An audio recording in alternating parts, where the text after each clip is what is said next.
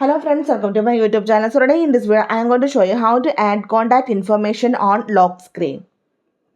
So simply go to the settings. Now tap on the option lock screen and AOD. Scroll down. Here you can see the option contact information. Tap on this one. You can see show information such as your phone number or email address on the lock screen. So you can be contacted if you lose your phone. So here we can enter our phone number, otherwise we can enter our name, email address or address also we can enter here.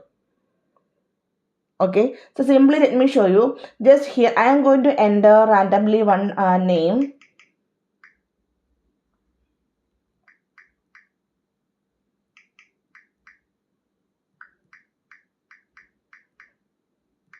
And also I am going to enter some number like phone number.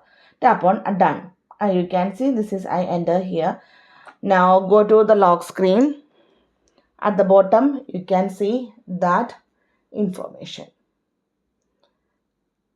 So simply in this way we can add contact information to the lock screen. So hope you guys enjoy this video. Thank you for watching. Thank you. Bye bye.